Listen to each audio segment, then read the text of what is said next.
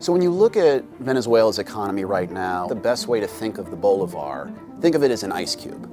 And the second you get that currency in your hand, it's going to start melting and it's going to start losing its value because of hyperinflation. This crisis threatens to get a whole lot worse before it gets better.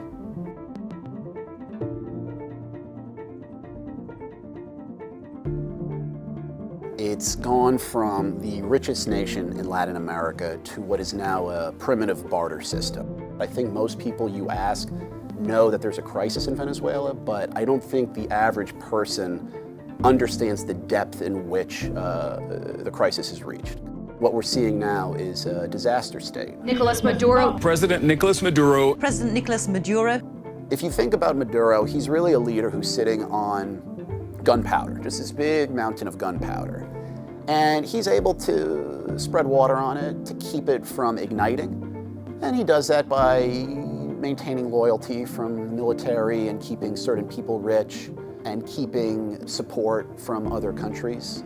But eventually, whether it's warfare on the Colombian-Venezuelan border or some sort of an invasion, there's going to be a spark, a meaningful spark.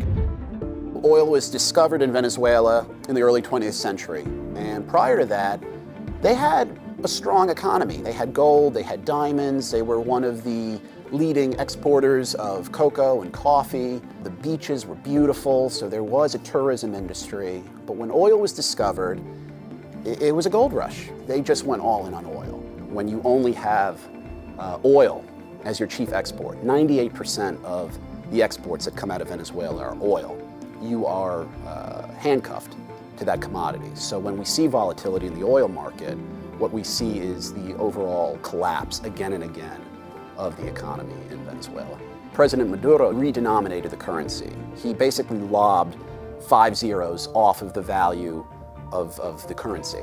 The whole idea, though, is absolutely ridiculous because you're talking about a currency that has no value and just continues to spike like a hockey stick if you look at a chart. The only thing that really has value in Venezuela is anything but the bolivar. So whether it's dollars, whether it's euros, whether it's just buying random goods that you'll put on your own shelf, you're going to do much better with those items than you would having stacks and stacks of bolivars because they're going to lose their value in a matter of minutes.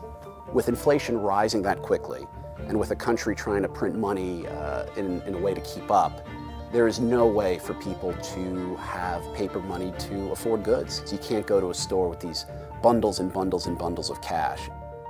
There are no goods on the shelves. You're living meal to meal. Every fridge is empty.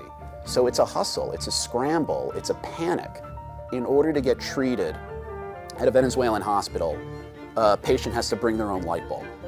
Because just like anything else, a light bulb is a good, it has value, and people will come to the hospital and steal them. So if you're going to get operated on, it's good if the doctors can see, what they're doing. So in order to get admitted, you have to bring that light bulb and screw it in yourself. You have a system of government that doesn't prosecute criminals. Cops would rather just shoot someone in the street and have a pile of corpses as their own form of justice rather than trusting the legal system, because there really isn't a legal system.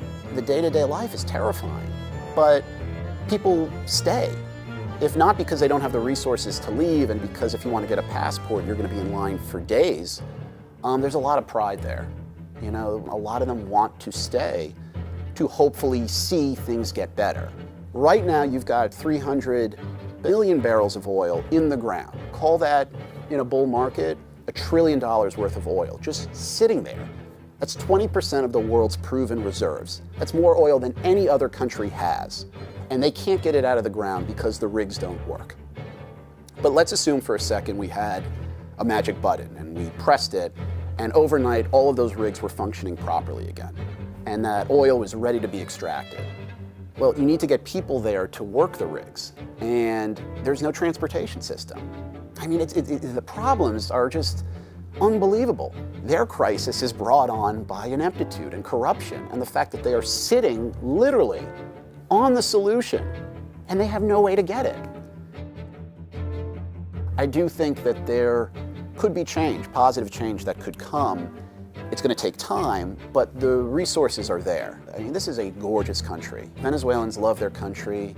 They love their people and who they are. If they could present a unified front with one leader and maybe write a constitution that isn't essentially a Wikipedia page, that's changed at the will of the president, and they could start to resemble a government and an economy that isn't totally corrupt, and then spend the money to get the oil back online, there could be a lot of positive change that could happen very quickly.